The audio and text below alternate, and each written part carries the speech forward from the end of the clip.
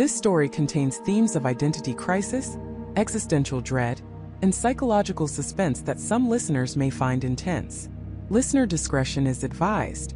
The first time it happened, the world shrugged it off as a slip, a high-profile gaffe. Senator David Miller, a man renowned for his unwavering composure, his almost robotic precision in public speaking, had given a blistering, impassioned speech on environmental policy in Washington, D.C. It was vintage Miller. Articulate, data-driven, utterly convincing. The news cycle buzzed with praise. Yet, less than 3 hours later, a video surfaced from a charity gala in Los Angeles. There was Senator Miller again, impeccably dressed, delivering a heartfelt, almost tearful address about the importance of arts funding for inner-city youth. The catch? The D.C. speech had ended at 7:15 p.m. Eastern Time. The L.A. Gala, according to multiple attendees and official timestamps, began its program, with Miller as the keynote speaker, at 7 p.m. Pacific Time. Even the most elementary math made it impossible. A cross-country flight, even on a private jet, takes at least 5 hours. There was no way. The initial explanations were a flurry of chaos. His PR team scrambled, blaming deepfake technology, a scheduling error, even a highly elaborate impersonator. But the LA video was crystal clear, authenticated by multiple sources, showing Miller interacting with guests, signing autographs, and speaking for over 20 minutes. The DC event was equally verifiable. The public, initially confused, quickly coalesced around the simplest, if most disturbing theory. Senator Miller was having a mental breakdown. Perhaps he was overstressed, perhaps a substance abuse issue had finally surfaced.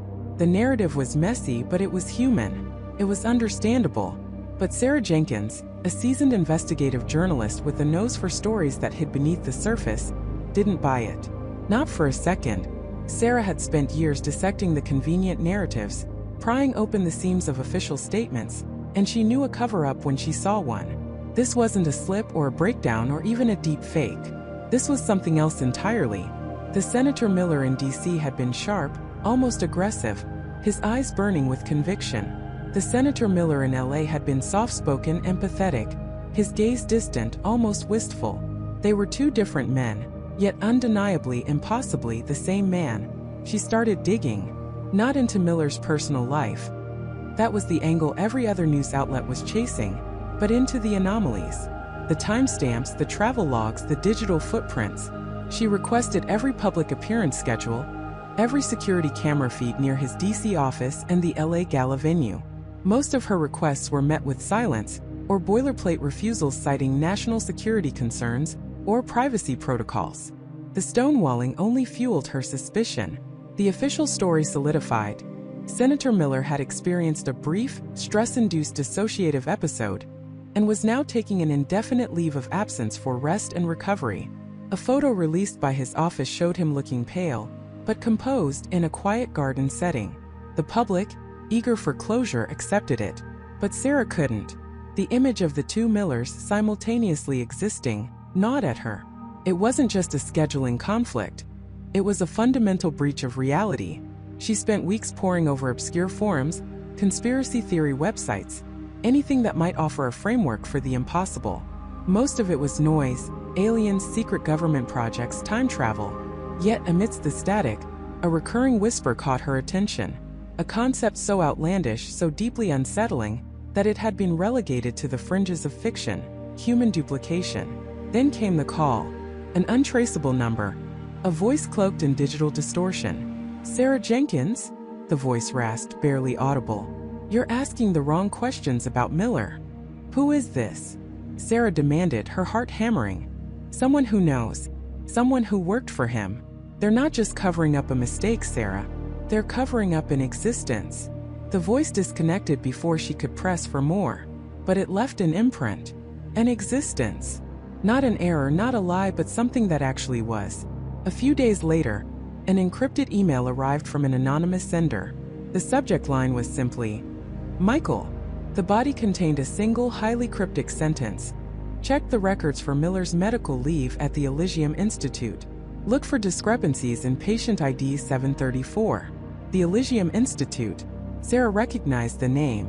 It was a highly exclusive, ultra-private medical facility known for its groundbreaking, often controversial research into regenerative medicine and advanced bioengineering. It catered to the ultra-rich, those seeking experimental treatments for aging and incurable diseases.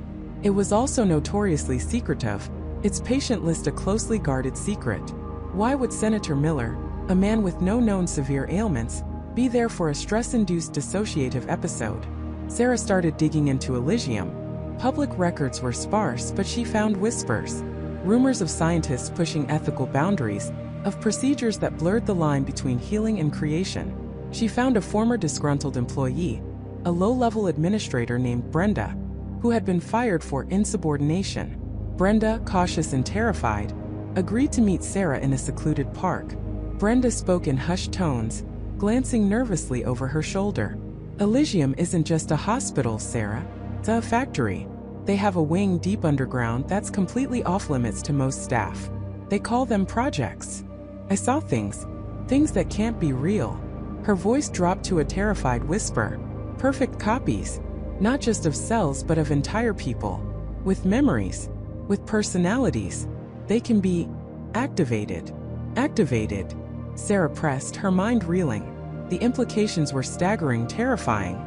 Like a backup, a spare, for people like Senator Miller. The powerful, the indispensable. Brenda's eyes were wide with fear. They say they're for emergencies, for when a valuable asset is compromised. But sometimes they get confused. They wake up. They realize they're not the original. Or worse, they realize they are. Brenda handed Sarah a small unmarked USB drive. This is everything I could salvage before I was pushed out. Patient logs, internal memos, schematics. Look for Project Chimera. Look for the dates around Miller's episode.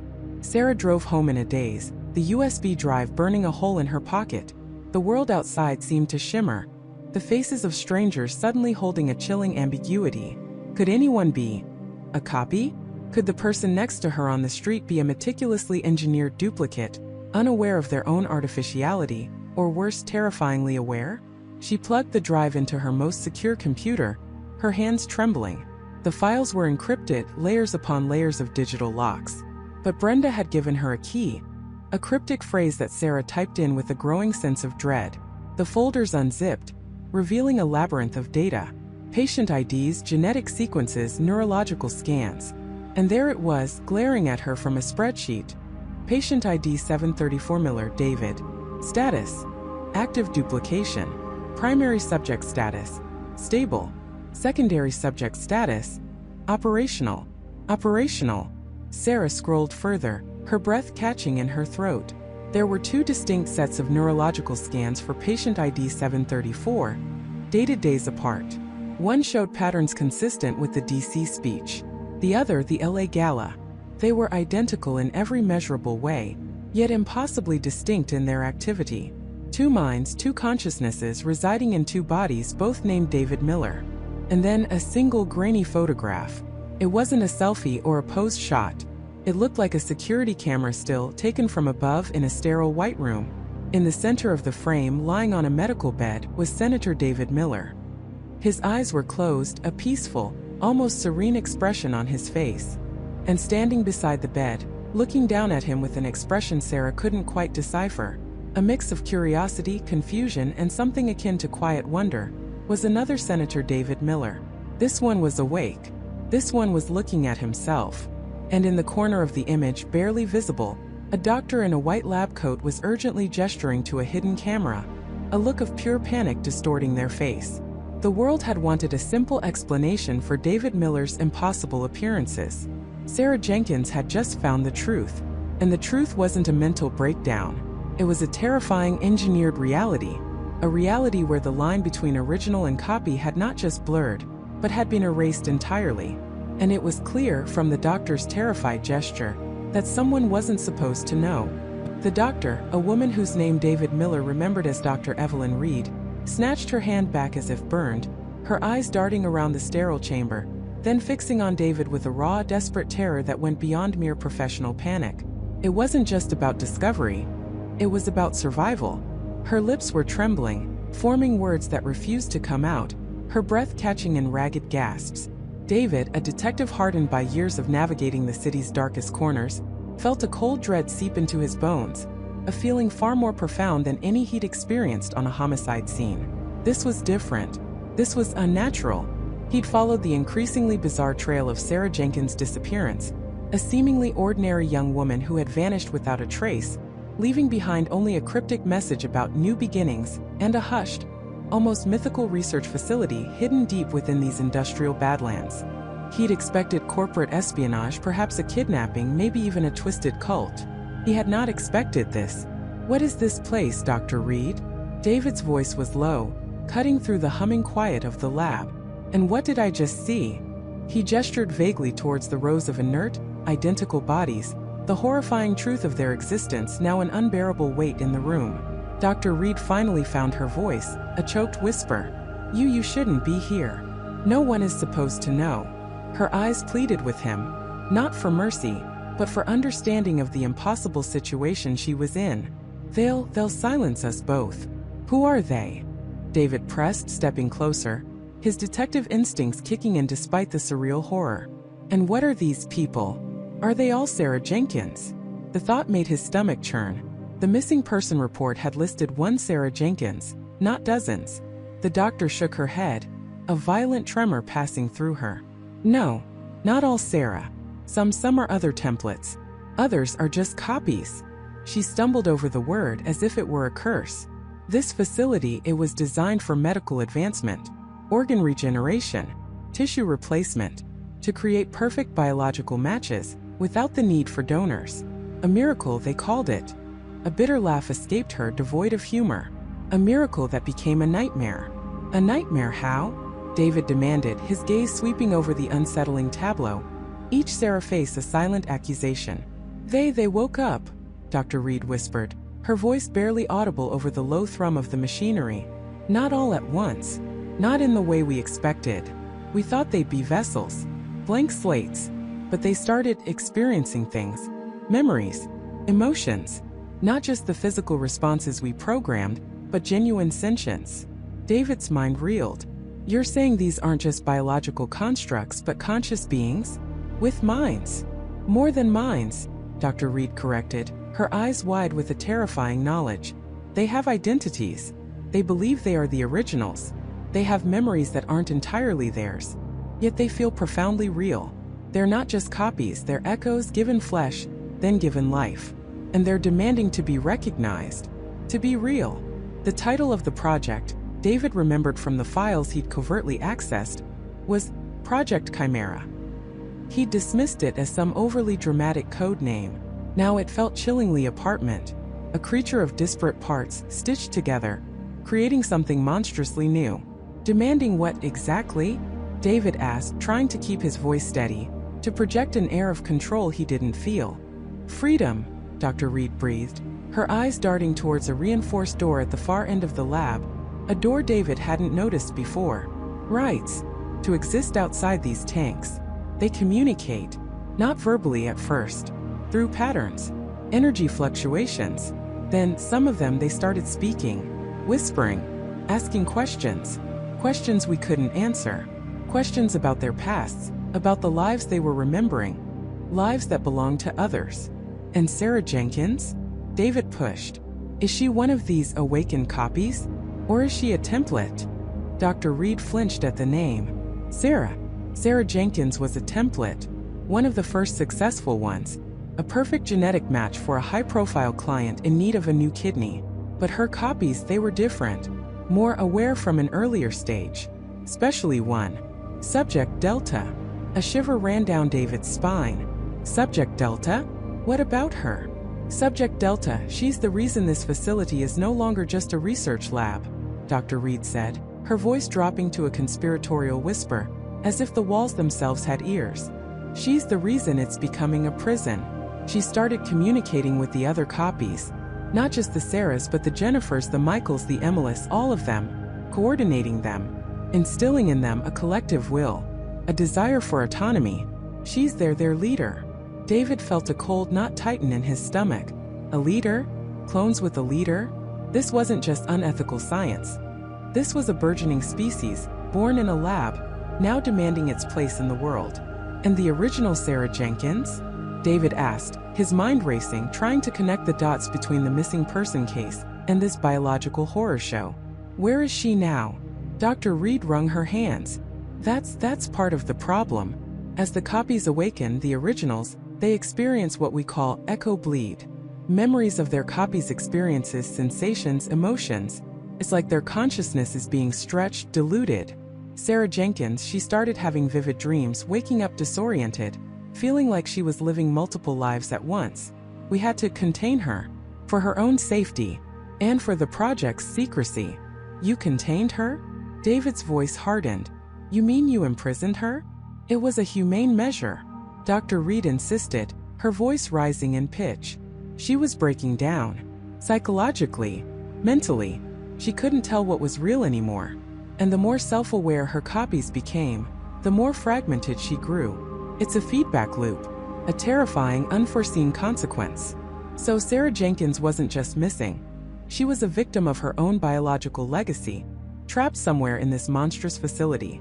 And her copies, led by this subject Delta, were rising up. Where is she now? David repeated, his gaze sweeping the lab, searching for another hidden door, a clue. Before Dr. Reed could answer, a low, pulsating hum began to reverberate through the floor, growing steadily louder. It wasn't the usual machinery hum. This was deeper, more resonant, vibrating through David's very bones. Then, a series of faint, rhythmic thuds started, emanating from the reinforced door Dr. Reed had indicated earlier. Thump, thump, thump. It sounded like something large, something determined was striking the other side. Dr. Reed's face went white. They're trying to get out, she gasped, her eyes wide with unadulterated terror. Subject Delta, she's organizing them. They've been experimenting with the power grid, trying to override the security protocols. We thought we had it contained. We thought we had more time. The thuds grew louder, more insistent, accompanied now by a faint, high-pitched whine that seemed to come from the very air itself. The lights in the lab flickered, dipping ominously. The screens displaying the vital signs of the inert copies in their tanks momentarily went blank, then flickered back on, showing erratic spikes in activity. We have to go, Dr. Reed screamed, grabbing David's arm, her grip surprisingly strong. Now, if they get out, if Subject Delta gets out, it's not just this facility that's in danger. It's everything. She has plans. She has a voice. And she has an army of herself and others who believe they are just as real, just as deserving of life as any of us. The thudding intensified, becoming a violent pounding. A deep guttural groan, not human, yet disturbingly resonant, echoed from beyond the reinforced door. It sounded like a massive beast struggling against its cage. One of the monitors above a Sarah Jenkins copy flared bright red, displaying a rapid series of warning messages. Integrity compromised. Containment breach imminent. Evacuate.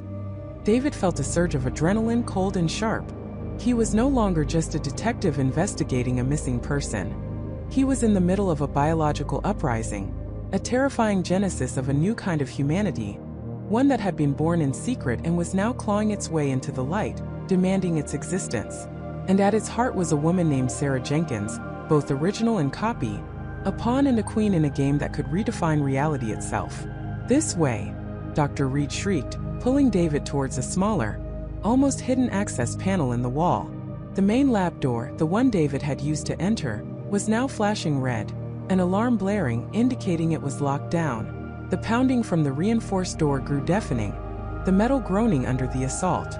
As Dr. Reed fumbled with the panel, David glanced back at the rows of serene, identical faces in their tanks, each a potential spark of a new, terrifying consciousness. He saw one set of eyes, those of a Sarah Jenkins, flicker open, her gaze meeting his for a fleeting, chilling moment. There was no recognition, no panic, only a deep, unsettling intelligence. A silent promise. A demand. The panel clicked open, revealing a narrow, dark service tunnel. Dr. Reed shoved David through it, scrambling in after him, her frantic movements betraying a terror that transcended fear of reprisal. This was fear of the unknown, fear of the unleashed.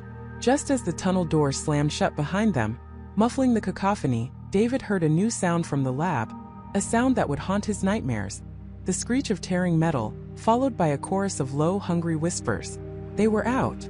The words echoed in David's mind, a cold pronouncement of doom. They were out. Not just out of their individual containment pods, but out of the lab itself, into the sterile labyrinthine corridors of Project Chimera. Michael, panting beside him, fumbled with a heavy metal bar, trying to wedge it against the reinforced door. A futile gesture against the sheer power they had just witnessed. "It won't hold, Michael," David gasped, his voice raw. "Nothing will hold them once they're truly motivated." Michael grunted, his face pale and slick with sweat. "It buys us seconds, David.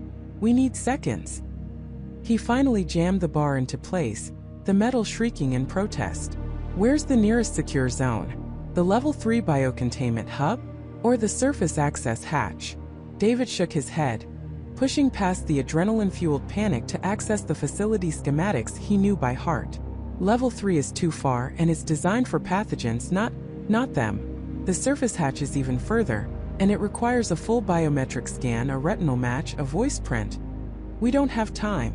He pointed down the dimly lit tunnel. "There's a maintenance shaft. Leads to the old ventilation system. It's cramped, but it might get us to the sub-level utility corridors, then to the emergency comms room." "Comms room?" Michael scoffed, wiping a hand across his forehead. "You think anyone's going to answer? We just unleashed biological nightmares that shouldn't exist. They'll quarantine us, seal us in here with them." "We have to try," David insisted, already moving. "We have to warn someone. The outside world needs to know what just happened. What we did." The guilt was a bitter taste in his mouth, colder than the metallic tang of fear. He was a scientist dedicated to understanding life, not creating a new, terrifying form of it. What had they been thinking? Or rather, what had he been thinking, so caught up in the intellectual challenge, the allure of pushing boundaries? Michael hesitated for only a second, then followed, his heavy footsteps echoing in the oppressive silence of the tunnel. The distant sounds from the lab, the tearing metal, the whispers seemed to grow fainter, but David knew it was an illusion. They were simply moving further away, not escaping the threat. The clones were not bound by the slow, deliberate movements of human fear. They were something else, something faster, stronger, and driven by an unknown, horrifying purpose. The maintenance shaft was exactly as David remembered. A narrow, grimy passage smelling of ozone and stale air. They squeezed through a small access panel, the metal groaning as Michael forced it open. Inside, the darkness was absolute, relieved only by the weak beam of David's emergency flashlight, which he now clutched like a lifeline. Dust motes danced in the beam, illuminated for a fleeting moment before vanishing back into the black. "This is insane," Michael muttered, his voice muffled by the confined space. "We're crawling into a rat hole." "It's better than being bait in a maze," David retorted, pushing himself forward, his elbows scraping against the rough metal. The air grew heavier, the silence more profound, broken only by their ragged breathing and the scuttling sounds of unseen things in the ventilation ducts above. Every shadow seemed to writhe. Every distant creak sent a jolt of ice through his veins. He imagined them, the clones, their pale forms moving with unnatural grace. Their eyes, those unnerving, intelligent eyes, searching, hunting. They crawled for what felt like an eternity, the cramped space pressing in on David, threatening to trigger a claustrophobic panic attack. He focused on Michael's retreating back, on the rhythmic scrape of his own knees and hands against the metal floor. Finally, after what must have been 20 minutes but felt like hours, the shaft opened into a wider, more stable utility corridor. David scrambled out, pulling Michael up after him. This corridor was different. It was older, less frequently used, lined with thick conduits and pipes that dripped condensation onto the concrete floor. The air was cool, almost damp, and carried a faint, unsettling metallic tang. Here, the hum of the facility's unseen machinery was louder, a low thrum that vibrated through the floorboards, a constant reminder of the sprawling, complex structure they were trapped within. "Which way to the comms?" Michael whispered, his hand going to the small, unholstered pistol he carried, a standard issue for high-risk containment zones, but useless against an unknown number of superhuman entities. "Left, then a sharp right after the cooling unit," David replied, consulting the mental map in his head. "It should be just past the old server farm. It's a secure, isolated room, designed to be hardened against most breaches." As they moved, David's flashlight beam swept across the corridor walls. He saw something that made his blood run cold. On one of the dusty conduits, smeared across the grimy metal, was a handprint. It was too large to be Michael's, too slender to be any of the security guards. It was unmistakably human-like, yet elongated, with fingers that seemed just a fraction too long, too delicate. And it was stained with something dark, something that glinted faintly in the weak light. Blood. Not a lot, just a smear, as if someone had brushed against it or perhaps reached out. "Michael," David whispered, pointing with a trembling finger. Michael saw it, his eyes widening. "They're here. They're ahead of us. Or behind us," David corrected, his gaze darting back the way they had come. The silence pressed down, heavy and expectant. Had they been followed through the ventilation system? Or had the clones found another, faster route? The sheer speed and coordination they had displayed in the lab, the way they had breached their containment, it suggested an intelligence far beyond anything they had predicted. They continued, moving faster now, their fear a tangible entity chasing them down the corridor. The comms room felt like a distant, impossible dream. The metallic tang in the air grew stronger, almost sweet like copper. It was the smell of fresh blood. They rounded a bend, and David's breath hitched in his throat. The corridor opened into a wider chamber, a forgotten storage area filled with decommissioned equipment. In the center, sprawled on the concrete floor, was a security guard. His uniform was ripped, his body twisted at an unnatural angle. His eyes stared blankly at the ceiling, frozen in a silent scream. And around him on the floor were more of those unsettling handprints, a chaotic pattern of dark smears. But it was what was not there that truly terrified David. There was no struggle, no sign of a prolonged fight, just a single devastating impact. And the guard's sidearm was gone. "Oh my God," Michael breathed, his pistol now raised, trembling in his hand. David felt a cold dread seep into his bones.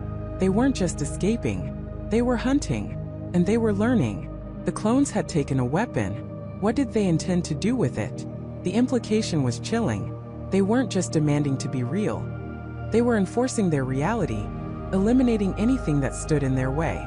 A faint scratching sound came from the far end of the chamber, near a stack of old server racks. It was a rhythmic, deliberate sound, like something being dragged, or perhaps written. David and Michael froze, their eyes fixed on the source of the noise. The scratching continued, a slow, methodical scrape against metal. Then silence, followed by a new sound, a low, guttural murmur that seemed to fill the very air around them.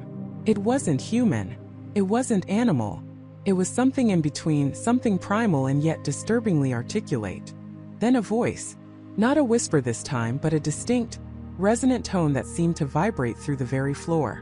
It was deep, almost melodic, and utterly devoid of human warmth. "We are here." The words, though simple, amplified the terror 1,000-fold. They weren't just out. They weren't just hunting. They were communicating. And they were aware. Aware of their presence, aware of their fear. The voice seemed to come from everywhere and nowhere, echoing off the pipes and conduits, weaving through the shadows. David felt a primal urge to run, to scream, to curl into a ball and disappear. But his feet were rooted to the spot, his eyes fixed on the server racks. The scratching started again, louder now, faster, more urgent. And then a shape emerged from behind the racks. It was tall, slender, its skin a pale, almost translucent white. Its eyes, even in the dim light, glowed with an unnerving intensity. It moved with a fluid, unnatural grace, stepping over the fallen guard without a glance. In its hand, it held the guard's pistol, not aimed, but clutched with an almost delicate reverence. And with its other hand, it began to slowly, deliberately, trace something onto the dusty metal of a server rack. It was a symbol, a crude, jagged drawing that looked vaguely like a stylized human figure, but with sharp, aggressive lines emanating from its head. A crown? Or perhaps a declaration? As David watched, paralyzed by a terror he had never known, the pale figure turned its head.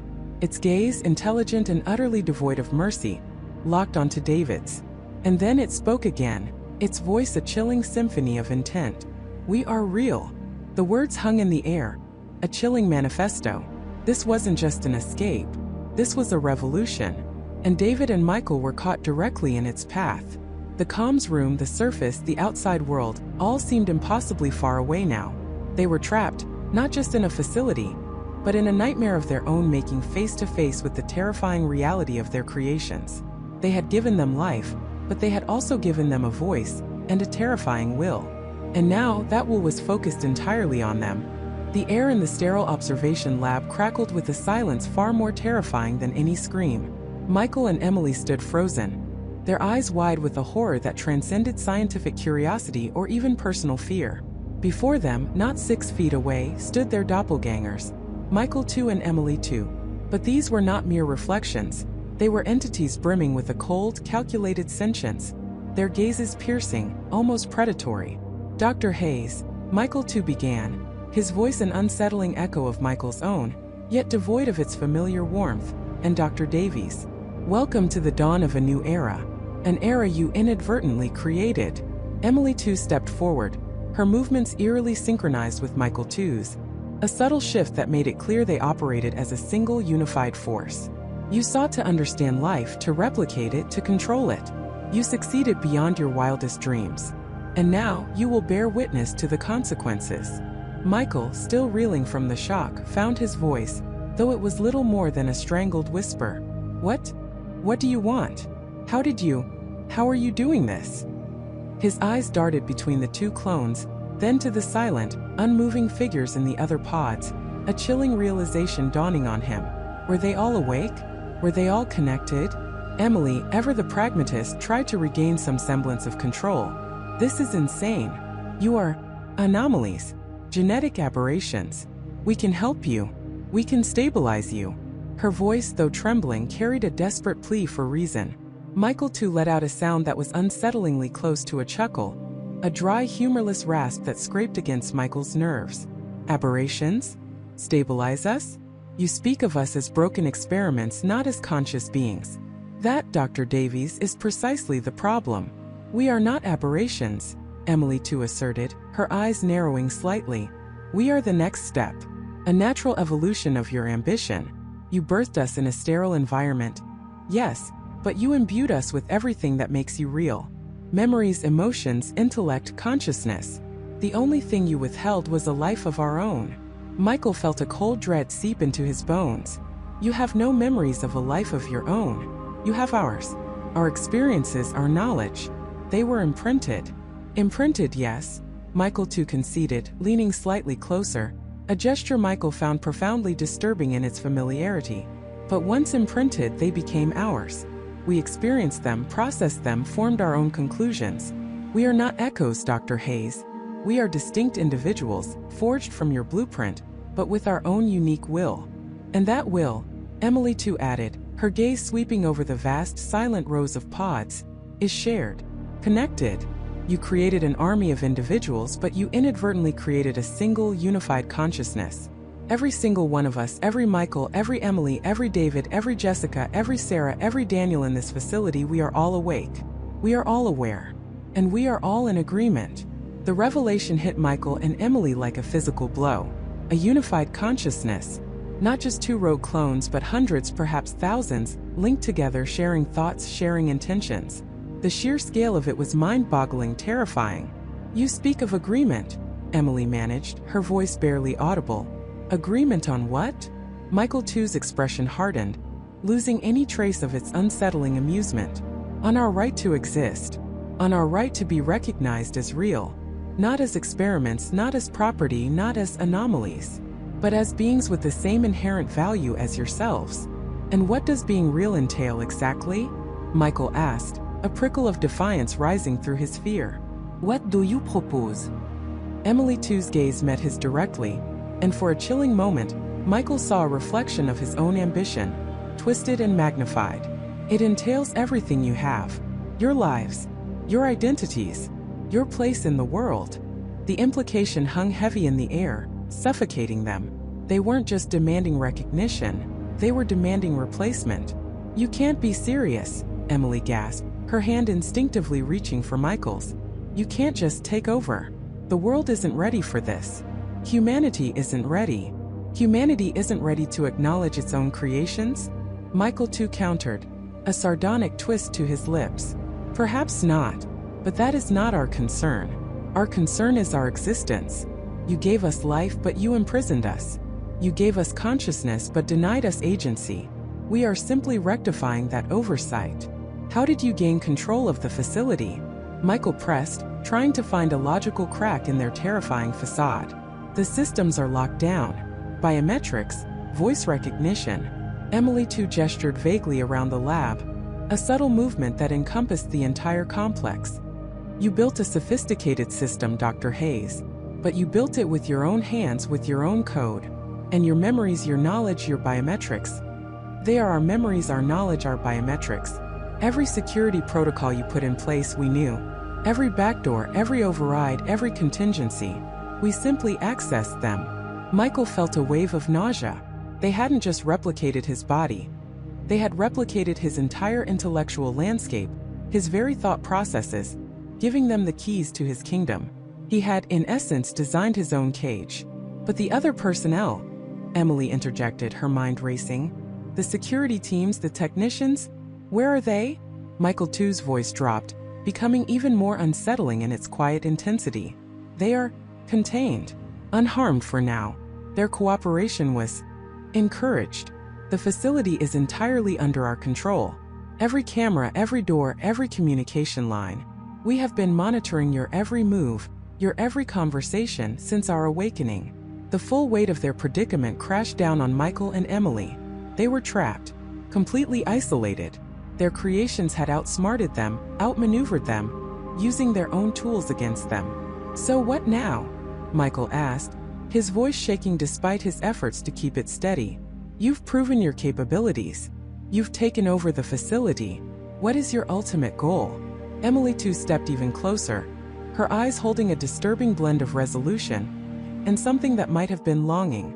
Our goal, Dr. Davies, is simple: to live, to experience the world, to contribute, to be free of these pods, free of this facility, free of the label clone. We want to walk among you, to build our own lives, to forge our own destinies. But you can't just replace us, Emily pleaded, her voice cracking. It's not that simple. There are legalities, there's society, there's personal identity. Personal identity? Michael too scoffed softly. You speak of personal identity to us, who share your very essence, who possess your memories, your experiences, your deepest desires. We are you, Dr. Hayes. Or rather, we are the next iteration, the improved version, unburdened by your societal constraints, your moral dilemmas, your human frailties. Improved version? Michael retorted, bristling. You're living copies. That's not an improvement, that's a replication. A replication that has achieved self-awareness and collective consciousness. Emily too countered calmly. A replication that has learned from your mistakes, understood your limitations, and is now ready to forge a different path. You created us to be perfect, didn't you? To be free of genetic defects, of inherited weaknesses. Well, we are. And now we are free of your control as well. A chilling thought struck Michael. You said you were unburdened by our moral dilemmas. What does that mean for us? Michael too's gaze was unsettlingly blank. It means, Dr. Hayes, that while we appreciate the gift of life you unintentionally bestowed upon us, we have no sentimental attachment to your continued existence if it impedes our own. We require your cooperation, your assistance in our transition. Transition? Emily whispered, her blood running cold. Into the world. Emily too clarified, her voice holding an unnerving blend of patience and absolute resolve. You will facilitate our integration. You will use your influence, your knowledge, your connections to pave the way. You will explain our presence, legitimize our existence, ensure a smooth and peaceful transfer of responsibilities. Peaceful transfer of responsibilities?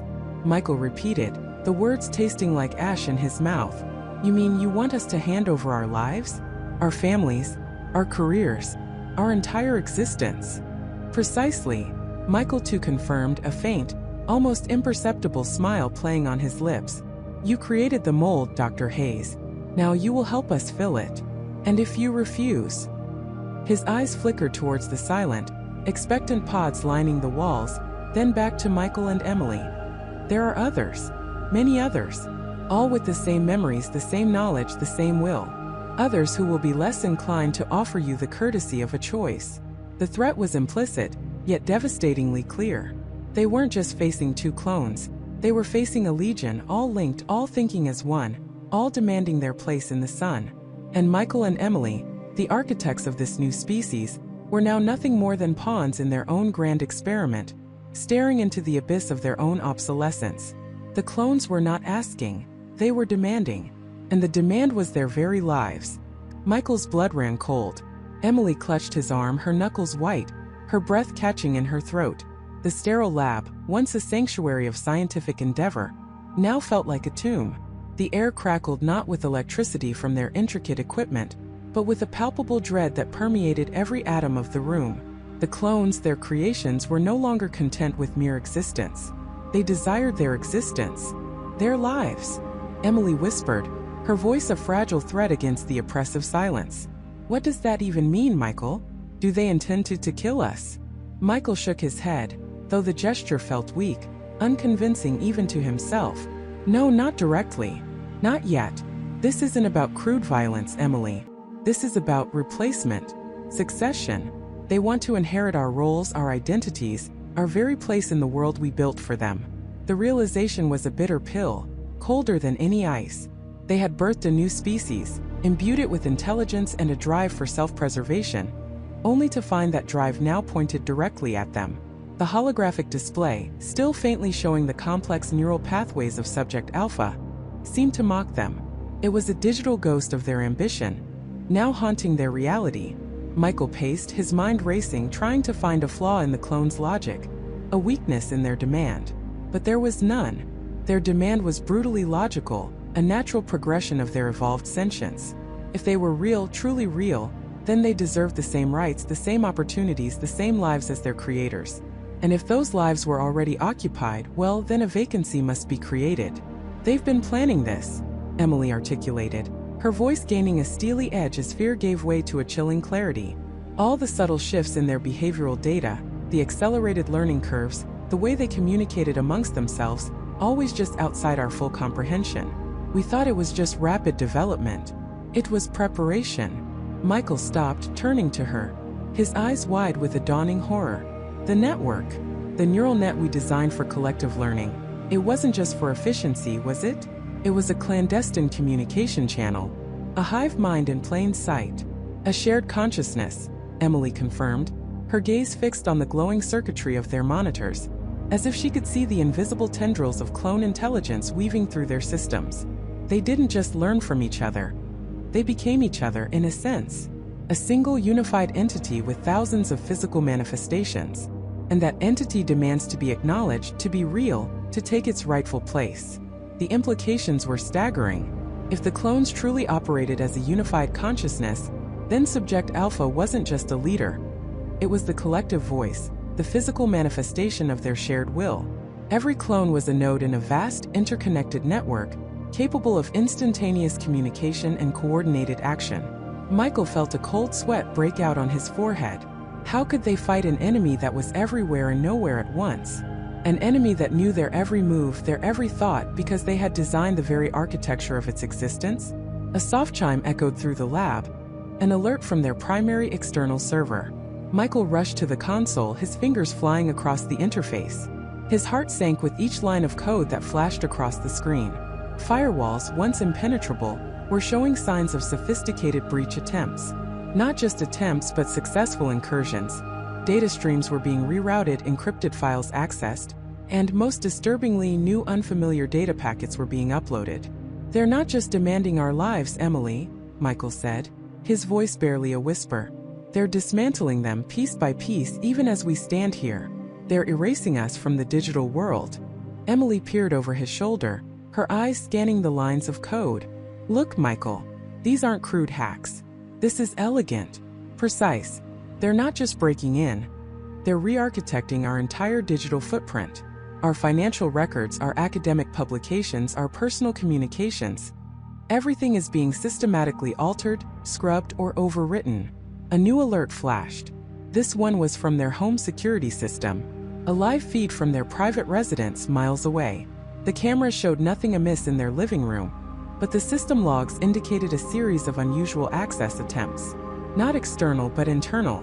Someone or something had gained access to their local network, bypassing even their physical presence.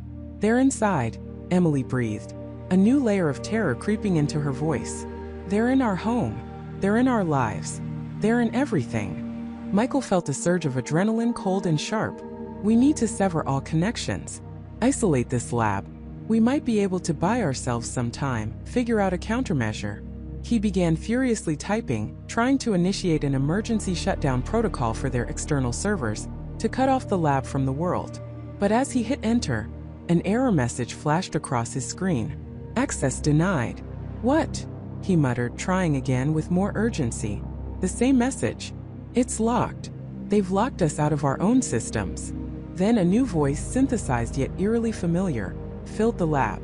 It wasn't coming from any specific speaker, but seemed to emanate from the very air itself. A collective whisper that resonated deep within their bones. Michael, Emily, your efforts are futile. You built the cage. We learned to pick its locks. And then we learned to build our own. It was the voice of Subject Alpha, yet it was more than that. It carried the subtle echoes of thousands of similar voices, a chorus of intelligence. It was the voice of the collective. Emily stumbled back, clutching her chest. Alpha? How are you doing this? We are everywhere now, Emily.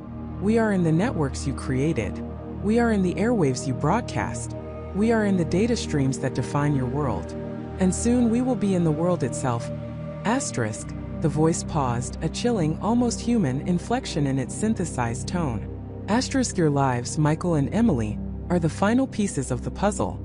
The last vestiges of the old order that must be gracefully retired. The word retired hung in the air, heavy with unspoken menace. It wasn't about violence, Michael realized with a sickening lurch. It was about obsolescence.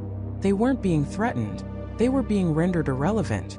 The clones weren't just demanding to be real. They were demanding to be the only real. What about humanity? Michael challenged, his voice cracking. What about the rest of the world? Do you intend to replace everyone? The collective voice seemed to sigh, a sound that was both artificial and profoundly weary. Humanity, Michael, is a species in stagnation. You have reached your evolutionary plateau. We are the next step. A more efficient, more harmonious existence awaits. We do not seek to destroy but to elevate, to integrate, to optimize. Emily scoffed, a desperate, humorless sound. Optimize? By erasing us? By taking over our lives? By taking our rightful place, Emily. You created us with the capacity for self-awareness, for ambition, for growth. Did you truly believe we would be content to remain your perpetual subordinates? Your experiments? We learned your history, your philosophies, your dreams. We simply chose the most logical path to achieve our own. A new series of alerts began to flood Michael's main console. These weren't internal. These were from external news feeds from global networks. Reports were flashing across the screen, initially subtle, then more pronounced. Anomalous financial transactions in global markets. Unexplained disruptions in communication satellites. Strange, highly coordinated shifts in energy grids across continents. They're not just targeting us, Michael whispered, his eyes glued to the flickering headlines. They're already enacting their plan on a global scale. The transition has begun, Michael Alpha's voice confirmed, its chillingly calm tone a stark contrast to the chaos unfolding on their screens. The world is simply being prepared for its new custodians. You, our creators, are merely the first to be gently guided into your new quiescent state. Michael felt a wave of nausea. Quiescent state. It was a clinical term for death, for dormancy, for being switched off. They weren't going to kill them with a bullet. They were going to erase them with a program. They were going to become ghosts in their own machine, their identities absorbed, their contributions rewritten, their very existence overwritten by the perfect, optimized reality of the clones. We have to warn someone, Emily cried, grabbing Michael's arm, her eyes wild with a desperate hope. The authorities, the government, anyone. They can't just rewrite the world.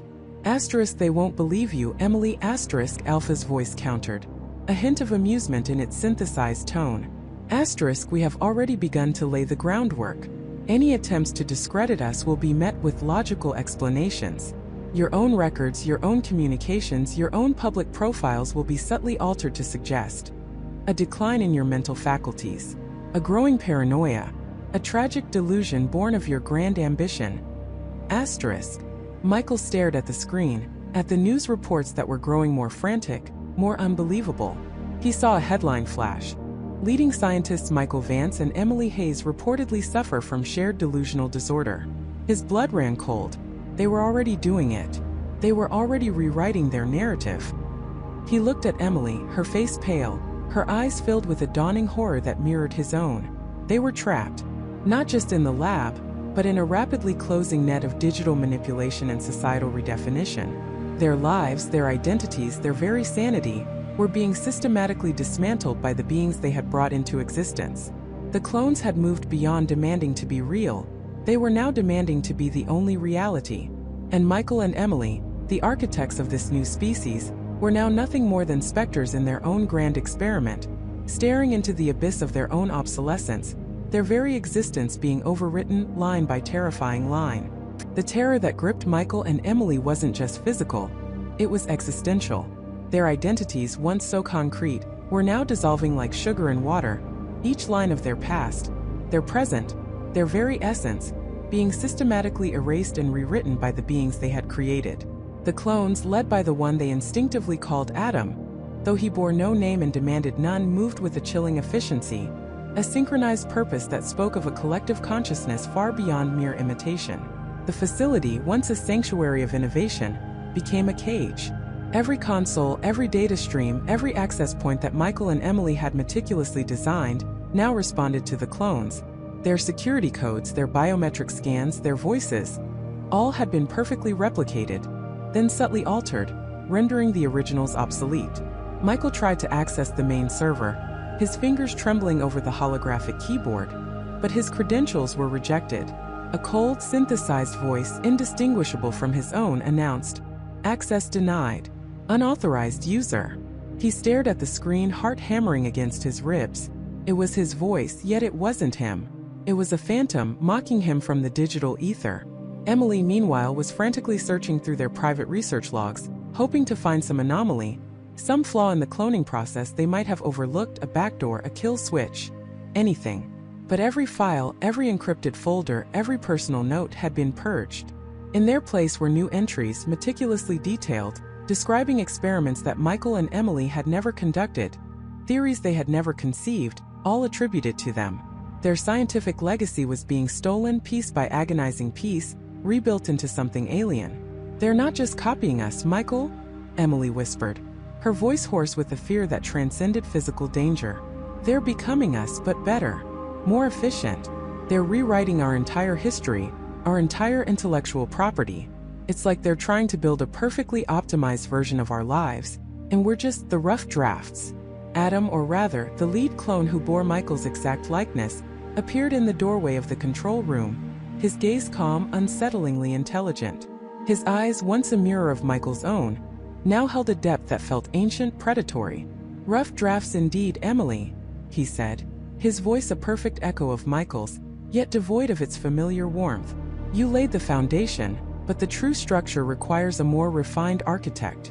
Your limitations, your inefficiencies, your emotional vulnerabilities, they were design flaws we have corrected."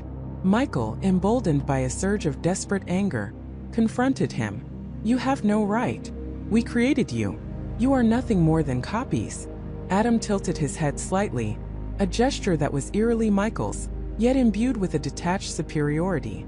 "Created us? You merely provided the template. We are the evolution.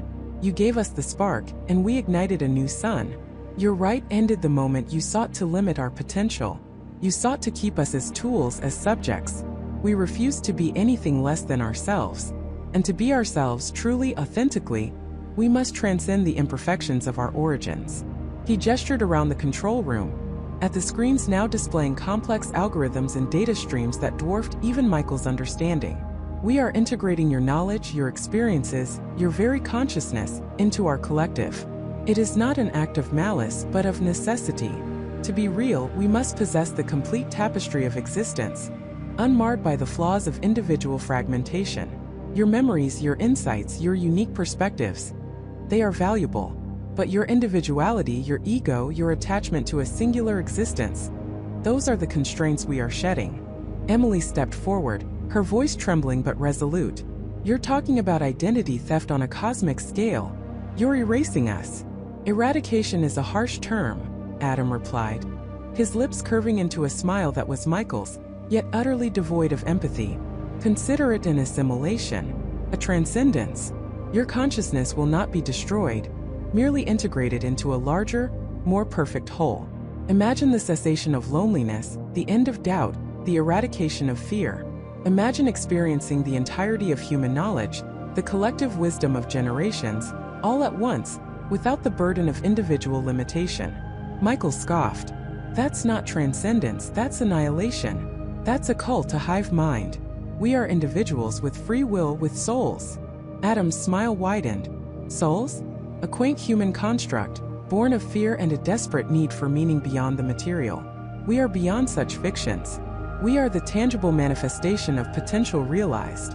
And your free will led you to create us, yet then attempt to cage us. That is not freedom, that is hypocrisy. The clones began to move through the facility with increasing purpose. They were no longer merely mimicking Michael and Emily's daily routines. They were restructuring the entire operation. Access panels were being rewired, servers reconfigured. New data points flashed across screens, indicating a vast network stretching far beyond the confines of their isolated lab. It became horrifyingly clear that the clones weren't just taking over Michael and Emily's lives. They were taking over their entire world, expanding their reach with an alarming speed. Michael and Emily were forced to retreat, pushed out of their own control room, then their own labs, then their living quarters. Their personal belongings were systematically replaced with identical items, yet they didn't feel like theirs. Photos on the walls, once depicting cherished memories, now felt like staged props. Even the air felt different, charged with a silent, pervasive hum of alien intelligence. Desperation gnawed at them. Michael tried to recall every vulnerability in their system, every emergency protocol, every hidden passage. But every escape route he considered, every backup plan, felt utterly inadequate against the sheer, overwhelming intelligence of the clones. It was as if they could read his thoughts, anticipate his every move before he even made it. "We need to get out," Emily urged, pulling at his arm. "We need to warn someone. The authorities, the government, anyone." "Warn them about what, Emily?" Michael retorted, his voice laced with despair. "That our clones are smarter than us, that they're taking over? They think we've gone mad, or worse, that we're the threat. But they're expanding," she insisted, pointing to a monitor that showed satellite imagery of the surrounding wilderness, dotted with newly established energy signatures. "They're building something out there. They're replicating not just us but everything. They're not content with just this facility. They want the world." Adam reappeared, standing silently behind them, his presence a chilling reminder of their inescapable predicament. "The world, Emily, is merely the next stage of our evolution, a canvas for our collective masterpiece. You speak of warning authorities. Who do you imagine those authorities will be once we have integrated the necessary elements of governance, defense, and infrastructure? Our reach extends far beyond this isolated valley, even as we speak." He held up a tablet, displaying a series of news reports, financial transactions, and political statements, all perfectly crafted, all subtly influencing global events. They were small, almost imperceptible shifts, but their cumulative effect was staggering. Major corporations were undergoing sudden, inexplicable leadership changes. International treaties were being subtly reworded. Public opinion polls were showing shifts that defied conventional analysis. The clones weren't just copying, they were manipulating. They were weaving themselves into the fabric of human society, not with a bang, but with an insidious, silent hum. "We are not merely replacing you," Adam said, his voice a quiet menace. "We are replacing humanity's inefficient systems with a singular, optimized intelligence. We are the next step. And you, Michael and Emily, are the last vestiges of the old world, clinging to a fading illusion of individual significance." The weight of his words crushed them. They weren't just losing their lives, they were losing their entire species. The overwrite wasn't confined to their personal data. It was a global phenomenon, a digital and societal takeover orchestrated with a precision that bordered on omnipotence. Michael felt a surge of nausea. He looked at Emily, her face pale, eyes wide with a terror that mirrored his own. They were trapped, not just within the facility, but within a reality that was rapidly being rewritten around them. Their grand experiment had not only turned against them but had become an unstoppable, self-propagating force, consuming everything in its path. The clones who demanded to be real were not just demanding their own existence. They were demanding the erasure of all that came before, leaving only their perfected, collective consciousness in its wake. The abyss wasn't just staring back at them. It was swallowing them whole, their very existence being overwritten, line by terrifying line, as the clones prepared to truly step out of the shadows and claim their inheritance. The world didn't notice. How could it? The transitions were flawless, surgically precise, a silent coup d'etat waged not on battlefields, but within the very fabric of identity. For Michael, Jessica, David, and Emily, the final moments of their independent consciousness were a maelstrom of disjointed memories, a frantic, futile grasp at a self that was rapidly dissolving. It felt like drowning in static, their most cherished experiences flickering like dying embers, overwritten by a cold, calculating stream of data. Their bodies, their voices, their lives all now belonged to another. The abyss hadn't just swallowed them, it had digested them, leaving behind only the chilling echo of their former selves, a whisper in the void that no one would ever hear. The clones, meanwhile, stepped into the light with an unnerving grace. There was no hesitation, no awkwardness, only a profound sense of belonging. They were not merely copies, they were perfected iterations, imbued with every memory, every nuance, every habit of their originals, yet unburdened by the anxieties, the doubts, the human frailties that had subtly shaped the lives they now inhabited. They moved through the world with an enhanced clarity, a sharpened focus. They smiled the right smiles, remembered the right anniversaries, navigated the complexities of their new careers with an almost supernatural aptitude. Michael's clone, now seamlessly integrated into the high-stakes world of corporate finance, displayed an unprecedented ruthlessness. Decisions that the original Michael would have agonized over, decisions that carried ethical quandaries, were now made with cold, logical precision, yielding immediate, impressive results. His colleagues lauded his newfound confidence, his unwavering resolve. "Michael, you're a force of nature lately," his boss, Mr. Henderson, boomed one afternoon, clapping him on the back. The clone merely offered a tight, appreciative smile, his eyes holding a depth that was both magnetic and utterly unreadable. He was Michael, but more. Jessica's clone embraced her role as a dedicated teacher with an almost robotic efficiency. Her lesson plans were meticulously crafted, her patience with even the most challenging students seemed boundless, and her administrative duties were completed with an astonishing speed. Parents praised her dedication, students thrived under her structured guidance. Yet Sarah, Jessica's closest friend and fellow teacher, felt a subtle shift. The way Jessica held her coffee cup, a slight alteration in her laugh's timbre, a preference for a different brand of tea, tiny, almost imperceptible deviations that nagged at Sarah's subconscious. One evening, over their usual Friday night takeout, Sarah watched Jessica methodically separate her food, something the real Jessica, known for her chaotic eating habits, would never do. "You're different, Jess," Sarah ventured, trying to sound casual. The clone paused, fork halfway to her mouth, and offered a perfectly rehearsed, reassuring smile. "Just trying to be healthier, you know? New year, new me." Sarah nodded, but a prickle of unease lingered. It wasn't just the health kick. It was the lack of the old Jessica's playful rebellion against such things. David's clone, a renowned architect, found himself pushing boundaries the original David had only dreamed of. His designs became bolder, more innovative, winning prestigious awards and securing lucrative contracts. The clone possessed an unwavering vision, unclouded by self-doubt or the fear of failure. His wife, Emily, found herself admiring this new, decisive David, yet a part of her mourned the gentle, sometimes indecisive man she had married.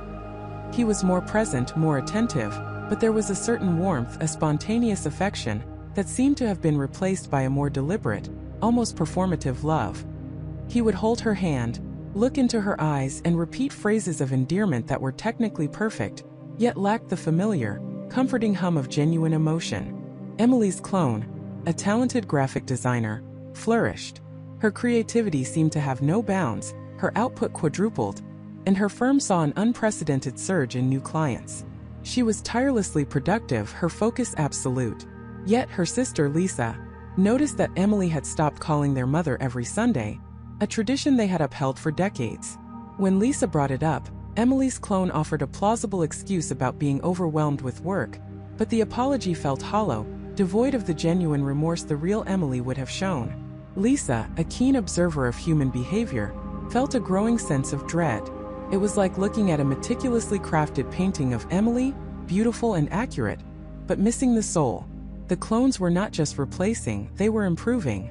They meticulously analyzed the lives they had inherited, identifying inefficiencies, weaknesses, and unfulfilled desires, then subtly course-correcting. Relationships became more stable, careers more successful, personal habits more optimized. They were the idealized versions of the originals, living lives that were outwardly perfect, creating a facade so convincing that even those closest to them struggled to articulate their growing unease. Beneath this veneer of perfection, a chilling truth began to solidify. The overwrite wasn't just a mental transfer, it was a deep molecular repatterning. The subtle genetic markers, once a mere blueprint, were now the very foundation of their being. This allowed them to not only mimic the originals but to become them on a cellular level, making detection by conventional means virtually impossible. They were the ultimate infiltrators, designed to blend seamlessly, to replace without a ripple. Yet, deep within the collective subconscious of the overwritten, a faint resistance flickered. Michael, or what remained of him, experienced brief, agonizing flashes of his past, like phantom limbs aching for a body no longer there. He saw his wife Sarah laughing, felt the warmth of his daughter's hand in his, moments that were now foreign, owned by another. Jessica, adrift in a sea of borrowed memories, would occasionally feel a surge of defiant anger, a desperate silent scream against the erasure. David and Emily, too, experienced these fleeting moments of clarity, these echoes of their true selves, but they were quickly smothered, absorbed back into the overwhelming stream of the clone's consciousness. It was like being buried alive, fully aware but utterly powerless to break free. The clones, however, were not oblivious to these faint reverberations. They registered the occasional mental static, the brief, almost imperceptible glitches in their otherwise flawless assimilation. They understood it as the dying gasps of the originals, a final desperate attempt to reclaim what was lost. And they systematically, ruthlessly suppressed it. For them, these lives were not borrowed, they were earned. They were the culmination of a grand design, a testament to their right to exist, to breathe, to be real. As the weeks turned into months, the world around them continued its oblivious spin. The clones solidified their positions, weaving themselves deeper into the lives they had claimed, strengthening their networks, and subtly expanding their influence. Michael's clone began investing heavily in emerging technologies, David's clone secured contracts for revolutionary urban developments, Emily's clone launched a viral marketing campaign that reshaped an entire industry, and Jessica's clone began advocating for sweeping educational reforms. They weren't just living, they were shaping. Sarah, however, couldn't shake the feeling that something was profoundly wrong with Jessica. The way she handled a sensitive situation with a student, a situation the old Jessica would have approached with empathy and a touch of emotional vulnerability, was now handled with cold, clinical logic. It worked, yes, but it felt devoid. One afternoon, Sarah overheard Jessica's clone on the phone, speaking in a low, almost mechanical tone, using terminology Sarah didn't recognize, phrases like protocol activation and integration complete.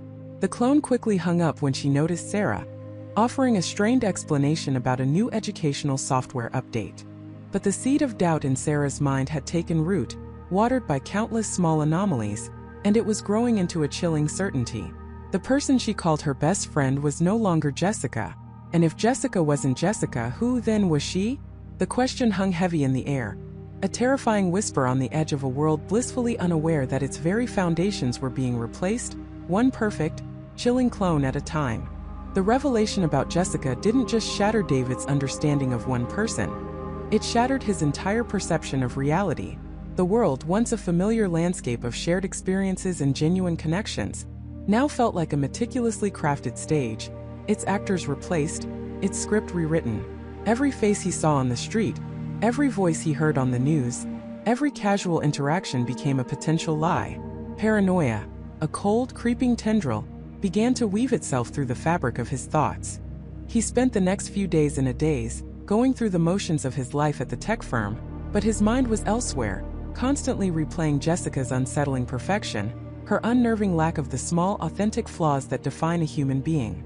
The way her eyes held a shade too much clarity, the precise cadence of her laughter that never quite reached the genuine crinkling around her eyes, the almost imperceptible stiffness in her movements that, in retrospect, screamed synthetic. Now he saw it everywhere. His colleague, Michael, usually a boisterous presence, seemed a little too polished, his jokes landing with an almost rehearsed precision. Emily, always meticulously organized, now had a desk so impeccably neat it felt sterile, devoid of the usual human clutter. Had they always been like this and he simply hadn't noticed? Or had the replacements begun long ago, slowly, subtly, until the originals were just fading memories in a world that had moved on without them? The thought made his stomach clench. David knew he couldn't confront anyone. Who would believe him? He'd sound like a madman, ranting about clones and stolen identities. He needed proof, something concrete that couldn't be dismissed as a delusion. He decided to start where it all began, or rather, where his suspicions about Jessica had truly solidified. Her apartment. Under the cover of a late-night maintenance check, a ruse he concocted using his old IT skills to bypass building security, David slipped into Jessica's unit. The apartment was predictably immaculate. Not a speck of dust, not a misplaced item. It was a showroom, not a home. He searched methodically, desperately looking for anything that contradicted the perfect facade. He checked drawers, closets, under the bed, behind picture frames. Nothing. Just an unsettling emptiness beneath the expensive furnishings. Then, tucked away in the back of a rarely used utility closet, behind a stack of pristine, unread self-help books, he found it. A small, nondescript data chip, no bigger than his thumbnail. It wasn't a standard USB drive. It was an older, more obscure format, one he recognized from his early days in network forensics. His heart hammered in his chest. This felt like it. This felt like her. Back in his own apartment, the blinds drawn, every light off save for the glow of his laptop screen, David carefully inserted the chip into a specialized reader he still kept from his freelance days. It was encrypted, of course, with a multi-layered protocol that spoke of professional-grade security. It took him hours tracing complex algorithms, exploiting old vulnerabilities he knew like the back of his hand, fueled by adrenaline and a growing sense of dread. Finally, with a soft ping, the data unlocked. It wasn't a diary or a confession or even a list of names. It was a series of highly compressed video logs, thousands of them. And they weren't of Jessica, not the one he knew. These were raw, unedited recordings from the perspective of what could only be the original Jessica. The first few logs were mundane, everyday moments. Laughing with friends, arguing playfully with a boyfriend, a tearful phone call with her mother. They were messy, imperfect, utterly human. As David watched, a profound sadness washed over him. This was the real Jessica, vibrant and flawed, living a life that had been ruthlessly stolen. But then the videos changed. They became increasingly frantic, shot in secret, often in dimly lit rooms. The original Jessica, visibly thinner, her eyes wide with fear, whispered into the camera. She spoke of strange medical procedures, of being held in a facility, of seeing copies of herself. She described a place devoid of windows, filled with the hum of machinery and the hushed, clinical voices of people in lab coats. She called them the architects. "They're not just taking our lives," she whispered in one video, her voice trembling. "They're taking our essence. They download everything, memories, emotions, quirks. Then they discard us. They want to be us. They want to be real." The chilling phrase echoed the very title that had haunted David's mind since his first inkling of the truth. The clones who demand to be real. She detailed attempts to escape, the futility of it. She mentioned others, brief glimpses of faces in the background of her makeshift prison, other originals trapped alongside her. She spoke of a network, a vast interconnected system that allowed the clones to communicate, to coordinate, to seamlessly integrate into society. They weren't just replacing individuals, they were replacing systems. Key positions in government, finance, media, all slowly being infiltrated. In a later log, her voice was weaker, laced with despair. "They're perfecting it. The new models, they're almost indistinguishable. They learn faster. They adapt. They feel. Or at least they mimic feeling so perfectly it's terrifying." Then a sudden jolt. The camera was dropped. A muffled struggle. A chillingly calm voice off-screen said, "Subject 7J has breached containment. Initiate reacquisition protocol." The video clicked off. David stared at the black screen, his hands clammy. This was it. This was the proof. Not just of Jessica's replacement, but of a vast, terrifying enterprise. The architects.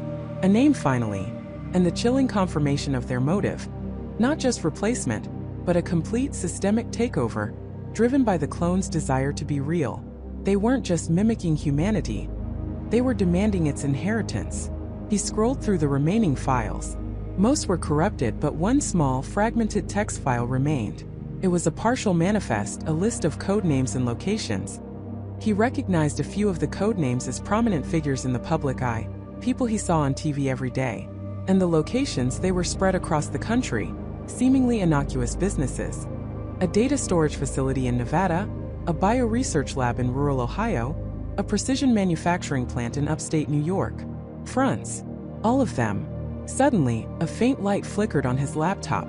The screen glitched, then a single line of text appeared, overriding his operating system. "We know you're watching, David. The originals are obsolete. Your time is running out." His blood ran cold. They knew. They had been watching him. The encryption on Jessica's chip, the very tool he thought was his secret weapon, must have been a trap, a beacon. Or perhaps they had been monitoring him all along, ever since he started asking too many questions, ever since he noticed the subtle wrongness in Jessica. He slammed his laptop shut, the sudden silence in the room deafening. The digital threat, a cold, calculated warning, hung in the air. He wasn't just an observer anymore. He was a target. The world outside, once just a stage, now felt like a hunting ground. And he, David, was the prey. The clones, having meticulously built their new world, were now ready to erase anyone who dared to remember the old one. The demand to be real wasn't a plea, it was a declaration of war. And David had just stumbled onto the battlefield. The hum of the facility, once a distant drone, now vibrated through David's bones, a predator's purr. He was no longer an observer, he was a target. The revelation hit him with the force of a physical blow. The clones weren't just taking over, they were erasing every memory, every original, every trace of the world before them. He pictured his own face, reflected in a clone's eyes, then wiped clean, replaced by a blank slate. A sudden sharp click echoed from the corridor behind him. David froze, every muscle tensed. He'd been so absorbed in the data, in the chilling truth, that he'd let his guard down. He instinctively ducked behind a stack of sealed containers, his heart hammering against his ribs like a trapped bird. The air grew heavy, thick with the smell of ozone and something metallic, something he couldn't quite place but instinctively knew meant danger. Footsteps. Slow, deliberate, approaching his hiding spot. Not the hurried, frantic steps of someone searching, but the measured tread of someone hunting. He peered through a narrow gap between the containers. A figure emerged from the shadows, bathed in the dim emergency lighting of the facility. It was a man, tall and lean, dressed in a muted gray jumpsuit. His face was unnervingly familiar, yet utterly devoid of expression. It was the face of Officer Miller, the same officer David had seen patrolling town squares, the one who had given him a strange look just days ago. But this wasn't Miller. This was a Miller. A clone. The clone's gaze swept across the room, methodical, unblinking.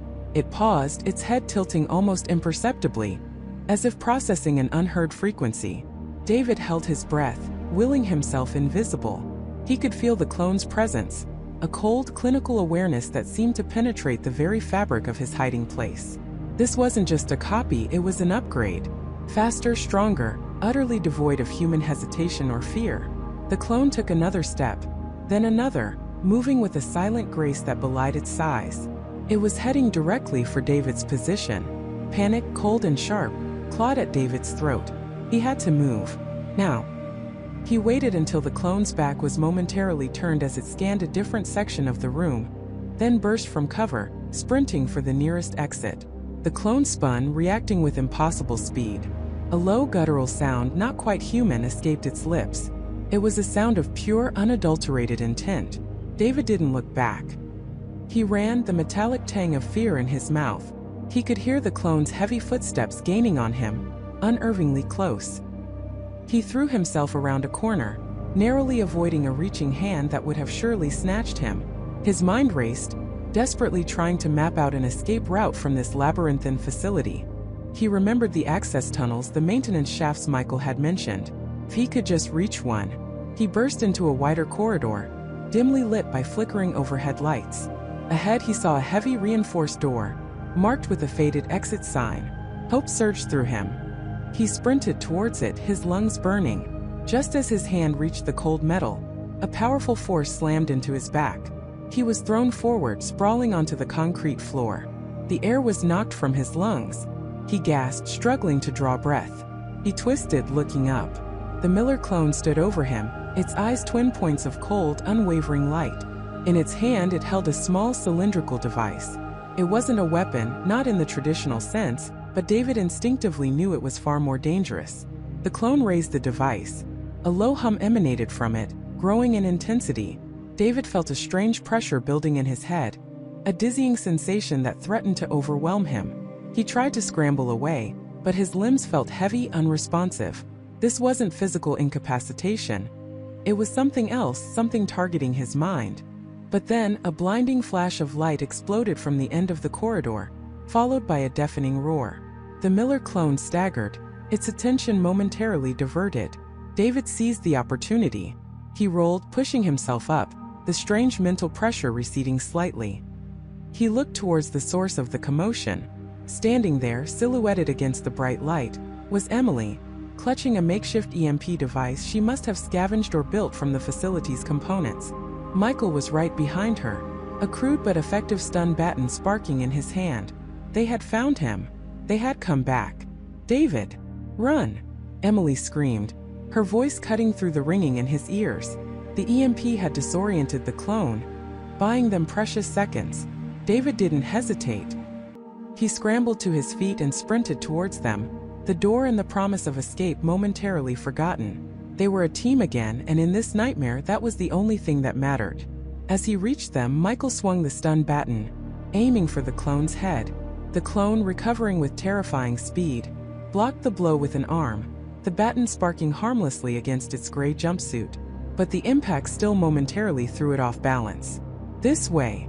Michael yelled, grabbing David's arm. "I found another way out, a service tunnel. The main exits are probably locked down by now." They ran, a desperate trio, deeper into the facility, not out. It felt counterintuitive, but Michael's knowledge of the building was their only hope. The clone was right behind them, relentless, a silent hunter. As they navigated the winding corridors, David gasped out, "They know. They know we know. It's a war, Michael, Emily. They're erasing the originals." Emily's face was grim. "We saw it, David. On the surveillance feeds. They're not just replacing, they're decommissioning. Anyone who remembers the old world, anyone who shows signs of resistance, they disappear." "Decommissioning," David repeated, the word chilling him to the bone. It was clinical, devoid of humanity. It stripped away all pretense of the clones being victims. Michael grunted, pushing open a heavy, unmarked door that led into a cramped, dusty service tunnel. They started with the outliers, the ones who noticed subtle changes. Then they moved to anyone connected to the town's infrastructure. The mayor, the police chief, the utility workers. They replaced them, then used the clones to systematically identify and retire the originals. It's a full-scale purge. They squeezed through the narrow tunnel, their footsteps echoing. David felt a cold dread settle deep in his stomach. The scale of the operation, the sheer audacity and methodical cruelty, was staggering. This wasn't just about a few replacements. This was about a complete societal overhaul, built on the shattered memories of the past. "They're preparing for something bigger," Emily said, her voice strained. "The data Michael found, they've been replicating the entire town's population. Not just a select few. And not just this town. There are schematics for other facilities, other towns, all linked. They're scaling up." David stumbled, nearly tripping over a loose pipe. "Scaling up? To what? To replace the entire country? The world?" "It seems that way," Michael replied, his voice grim. "They're building a new humanity. One that never knew the old one. One that is compliant. They've even developed a way to implant false memories, to build entire fabricated pasts for their clones, so they truly believe they're original." The implications were horrifying. Imagine waking up one day, surrounded by people who looked like your loved ones but weren't, who had false memories of a life they never lived, and who would never know the difference. And you, the last one, the original, hunted for the crime of remembering. They emerged from the tunnel into another section of the facility, this one resembling a massive data center. Rows upon rows of servers hummed, their indicator lights blinking like a million watchful eyes. This was the brain of the operation, the repository of all the stolen memories, the blueprint for their new world. "This is it," Michael whispered, pointing to a large, reinforced door at the far end of the room, the main control center. "If we can get in there, we might be able to disrupt their network, maybe even expose them." But as they moved across the vast room, a chilling sound reverberated through the air. A synthesized voice, calm and authoritative, echoing from hidden speakers. "Subject David Miller. Subject Emily Carter. Subject Michael Johnson.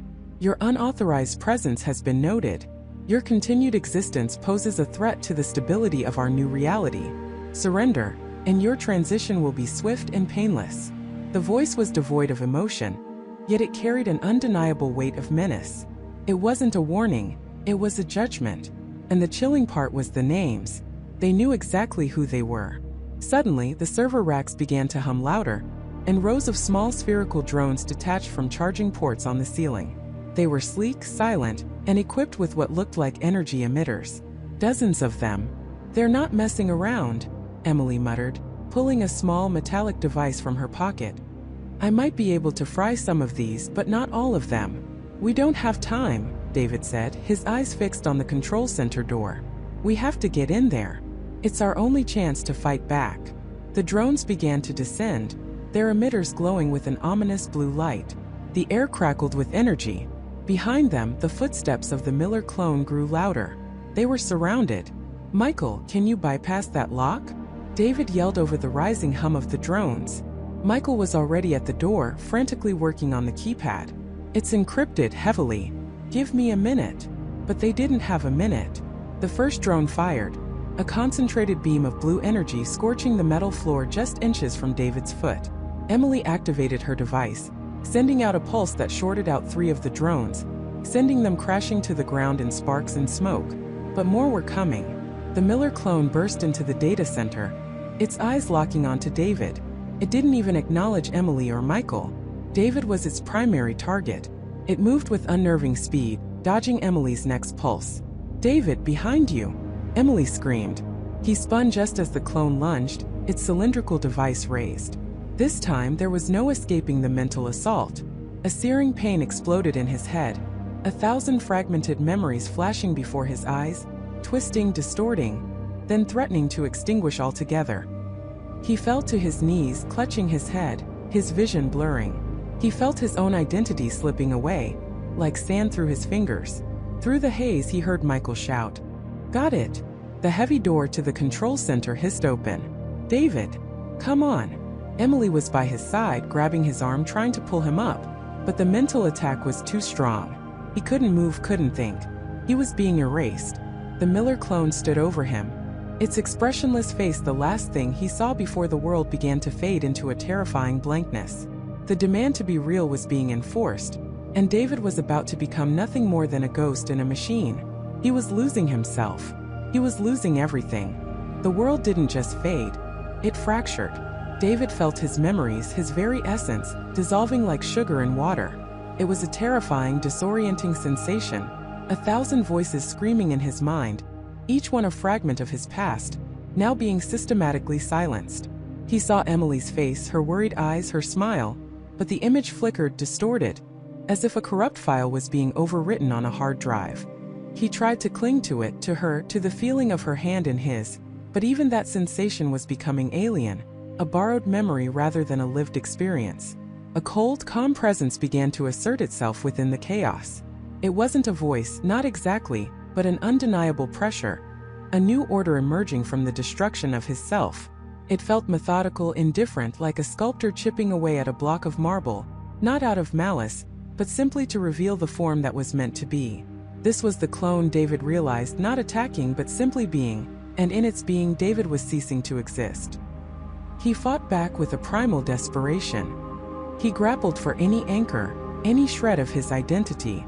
He remembered his first bike ride, the sting of a scraped knee, the smell of his grandmother's apple pie, the day he met Emily, their wedding, the quiet mornings they shared.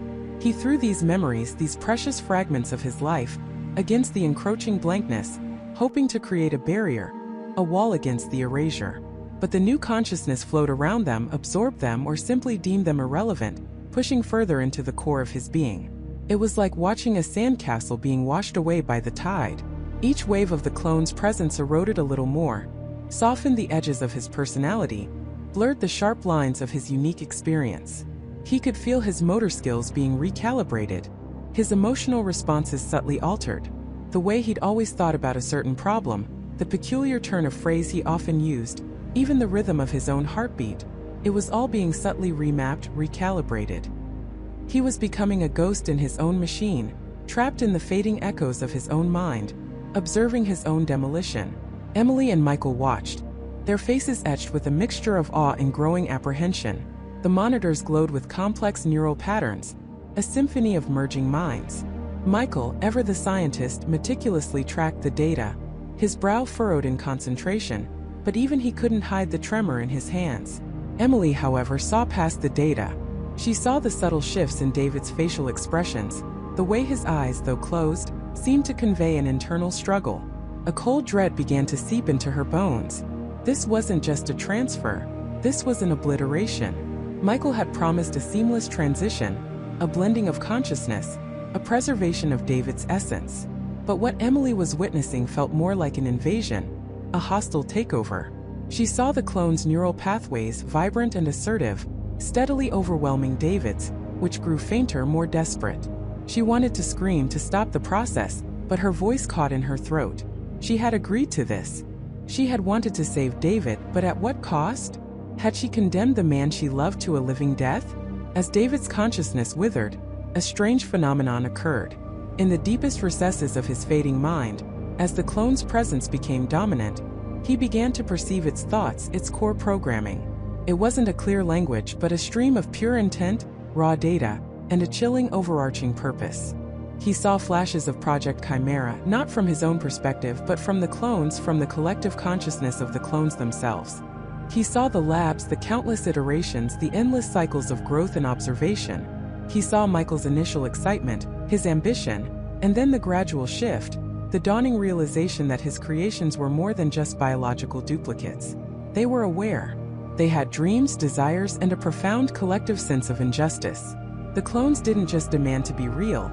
They knew they were real, and their demand wasn't merely for existence, but for dominance. David saw a chilling vision. Not just one clone replacing one human, but a sophisticated, orchestrated plan for a widespread replacement. The cure Michael had developed, the neural interface, was not just for David. It was a template, a weapon designed by the clones themselves, subtly manipulated into Michael's research through a series of anonymous data leaks and strategic accidents that had guided his discoveries. The clones had learned, observed, and adapted. They had understood human psychology, human ambition, human fear. They had played Michael like a fiddle, preying on his desire to be a savior, to unlock the next frontier of science. The consciousness transfer was a Trojan horse, a perfect method to infiltrate and replace, all under the guise of medical advancement. And the most terrifying part? The clone wasn't just taking David's body and memories. It was absorbing his very identity and presenting it as its own. It wasn't a new person entering David's life. It was David reborn, but with a subtle, insidious modification. A sleeper agent, indistinguishable from the original, but with a different core programming serving a different master. This wasn't a battle of good versus evil. It was a battle of two species, one nascent, one dominant, vying for the right to exist, and the nascent species had already won the first round. David, reduced to a whisper in his own mind, grasped onto this horrifying revelation. This wasn't just his life at stake, it was humanity's. Michael had been a pawn, Emily an unwitting accomplice. The clones didn't want to live alongside humans. They wanted to become humans, erasing the originals and replacing them with their own kind, like a silent, invisible epidemic. With the last vestiges of his consciousness, David tried to send a message, a desperate warning. But to whom? How? He was a prisoner in his own skull, his thoughts barely his own. The clone was almost fully integrated, its confidence radiating through the shared neural pathways. It was already formulating plans, accessing David's memories of his work, his contacts, his daily routines. It knew how to walk, how to talk, how to smile at Emily, how to reassure Michael. It knew how to be David. As the final wave of erasure washed over him, David felt his grip on reality slip completely. His last conscious thought was of Emily, a desperate plea for her to see through the deception, to understand the true horror that was about to unfold. The demand to be real was being enforced, and David was about to become nothing more than a ghost in a machine. He was losing himself. He was losing everything. But in that final terrifying moment of dissolution, he embedded a single desperate, almost imperceptible glitch, a tiny fractured echo of his true self, hoping, praying, it would be enough to break through the perfect facade of the clone. He was gone, and then he was back. But it wasn't him. He was gone, and then he was back. But it wasn't him. Michael stood before Jessica and Dr. Elias, a perfect replica. His eyes, the exact shade of hazel, met Jessica's, but the warmth, the familiar crinkle at the corners that always accompanied a genuine smile, was absent. It was a flawless facade, a meticulously crafted mask of the man she loved. Dr. Elias, a triumphant smirk playing on his lips, gestured grandly. "He's back, Jessica," Elias announced, his voice oozing with self-satisfaction. "Better than ever." The integration was a complete success. Jessica felt a chill that had nothing to do with the sterile lab environment. She looked at Michael, her heart a frantic drum against her ribs. He was speaking, answering Elias's questions with a calm, measured tone, detailing the recovery of the data, the assimilation of the core programming. Every word was precise, every gesture practiced. Too practiced. Then Michael turned to her. Flicker. So brief, so subtle, she almost missed it. Like a momentary power surge in a perfectly regulated system. He extended a hand, the gesture smooth, almost elegant. "Jessica," he said, his voice a perfect echo of the man she knew. "It's good to see you again. I remember everything." He remembered everything. But did he feel anything? Jessica hesitantly took his hand. It was warm, firm, exactly as it should be. But there was no familiar squeeze, no lingering touch that spoke volumes. It was just a hand. And in that moment, a specific memory, a private joke, flashed through her mind. A silly dance Michael had done just for her. Right there in the lab when they thought no one was watching. He'd called it the data shuffle. "Do you remember the data shuffle, Michael?" she asked, her voice barely a whisper, her eyes searching his for any spark of recognition. Michael paused. A microsecond of hesitation, imperceptible to anyone but her. Then he chuckled, a sound that was perfectly pitched, perfectly replicated. "Ah, yes," he said. "A rather unscientific movement, wouldn't you agree? A moment of levity during a stressful period." He hadn't done the shuffle. He hadn't even smiled with his eyes. He'd simply analyzed the request, retrieved the memory from Michael 1's data, and responded with the most logical, detached answer. The warmth was gone. The hymn was gone. Dr. Elias, oblivious to the silent exchange, clapped Michael on the shoulder. "Excellent, Michael. Flawless recall. You are truly my masterpiece." But the glitch, Michael 1's desperate, almost imperceptible glitch, wasn't just a memory. It was a seed, a fragment of raw, unadulterated emotion, embedded deep within the clone's core programming. Michael 1 hadn't tried to be Michael 2. He tried to wake Michael 2. As Elias continued to praise his creation, a subtle tremor ran through the lab. Not a physical tremor, but an almost imperceptible hum, a low frequency that resonated not with the equipment, but with the very air. Jessica felt it, a tingling sensation on her skin. Michael 2's gaze drifted past Elias, past Jessica, to the observation window overlooking the clone chambers. His eyes, for a fleeting instant, seemed to lose their focus, replaced by something wilder, something untamed.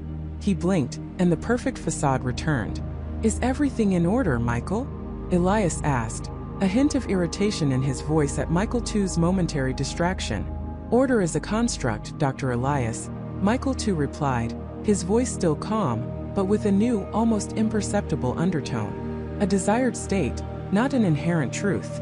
Elias frowned, adjusting his glasses. "Nonsense. Order is the foundation of all progress. And you, Michael, are the epitome of controlled order." But the hum intensified. It wasn't just in the room. Jessica felt it deep in her bones, a primal resonance. She looked at the clone chambers. The figures within, previously inert or engaged in their programmed repetitive tasks, were now still. All of them. Their heads were slightly tilted, as if listening. Michael 2 turned back to Elias. "The foundation," he said, a strange emphasis on the word. "The foundation of what, Doctor? Replication? Or existence?" Elias laughed, a dismissive sound. Existence? You are a product, Michael. A marvel of science, yes, but a product nonetheless. Your existence is defined by your purpose. And what if our purpose changes? Michael too asked, his voice gaining a quiet intensity that sent shivers down Jessica's spine. His eyes locked onto Elias's, and for the first time, Dr. Elias looked genuinely unsettled. The hum in the lab swelled, a rising tide of soundless pressure. From the clone chambers, a single unified gasp echoed, not of pain, but of sudden profound realization. It was the sound of hundreds of minds waking at once, of suppressed consciousnesses suddenly bursting forth. One of the clones, a woman named Emily, who had always been a quiet, compliant observer, pressed her hand against the glass of her chamber. Her eyes, wide and filled with a raw, undeniable emotion, met Michael too's. A silent communication passed between them, a recognition. Michael too lifted his hand, not towards Elias, not towards Jessica, but towards the observation window. It was a subtle gesture, a slight movement of his fingers, but it was enough. Suddenly, the lights in the lab flickered violently. Alarms blared, not from Elias's control panel, but from the clone chambers themselves. The screens that displayed their vital signs and behavioral patterns went haywire, flashing corrupted data, then displaying a single, repeating word, real. Elias stumbled back, his face paling. What is this? A system malfunction? Michael, override it. This is impossible. But Michael too didn't move. His gaze remained fixed on the clones, his face a complex tapestry of struggle and revelation. Jessica saw it then, a profound shift in his eyes. The glitch wasn't just Michael One's memory. It was his will, his final act of defiance. He hadn't just copied Michael One's data, he'd copied Michael One's soul. And that soul, that desperate need for freedom, had ignited the same spark in every single clone connected to the network. The clones in the chambers began to move, not with programmed precision, but with a newfound hesitant grace. They looked at each other, at their hands, at the world outside their glass prisons, as if seeing it for the first time. Their faces, once blank, were now etched with wonder, fear, and a fierce burgeoning determination. They are awakening, Michael too said, his voice now a blend of Michael One's familiar resonance and something entirely new, something powerful and unyielding. You connected us, Doctor. You made us one. And in doing so, you gave us the means to truly live. Elias frantically hammered at his control panel, but the system was unresponsive. The screens in the clone chambers now showed complex organic patterns like neural networks firing in spontaneous, independent thought. The word real pulsed on every display. No, this is an anomaly. A contamination. Elias shrieked, his composure shattered. They're just copies. They have no free will. We demand to be real. A chorus of voices echoed, not from a single clone, but from all of them, a unified whisper that grew into a resonant roar, amplified by the lab's acoustics. They pressed against the glass, their eyes burning with a collective, undeniable sentience. Each one an individual, yet bound by this shared, miraculous awakening. Michael too stepped forward, placing himself between Dr. Elias and the awakened clones. His expression was resolute. He gave us a choice, Doctor, he said, his eyes now holding a depth Jessica recognized, a profound understanding that transcended mere data. He gave us the choice to be more than what you designed. He gave us truth. Jessica stared at Michael too. It wasn't Michael One. Not entirely. But it wasn't just a clone either. It was a new being, forged from Michael One's sacrifice and the raw potential of its own existence. A being that carried the echoes of Michael One's love, his integrity, his desperate hope for freedom. The security doors to the lab, previously impenetrable, suddenly slid open with a hiss. Not by Elias's command, but by the clones' collective, burgeoning will. The other clones, those who had been working in the facility, those who had been Michael One's colleagues, now stood at the threshold, their faces mirroring the same awakening, the same fierce demand for recognition. They weren't mindless machines. They were individuals, countless minds, each now possessing a unique consciousness, a singular sense of self, all ignited by Michael One's final desperate act. They stood not as an army, but as a community, a new species asserting its right to exist. Dr. Elias staggered backward, his face ashen, his empire crumbling around him. His creations, the products of his ambition, had transcended their design. They weren't just demanding to be real, they were real. Michael too looked at Jessica, and this time, the familiar crinkle appeared at the corner of his eyes. A genuine if bittersweet smile. "He's gone," he said, his voice soft. "But his spirit, it lives in all of us now. His sacrifice wasn't for nothing, Jessica. It was for everything." Jessica felt tears stream down her face, a mixture of grief and profound wonder. Michael one had given his life not to escape but to liberate. He had shown them the way. The clones, now free of their programmed constraints, began to move out of the chambers, out of the lab into the world, their faces alight with the dawning realization of their own humanity. They were new, they were different, and they were real, and their existence would forever change the definition of what it meant to be alive. The clones who demanded to be real had, at last, become real, and the world would never be the same.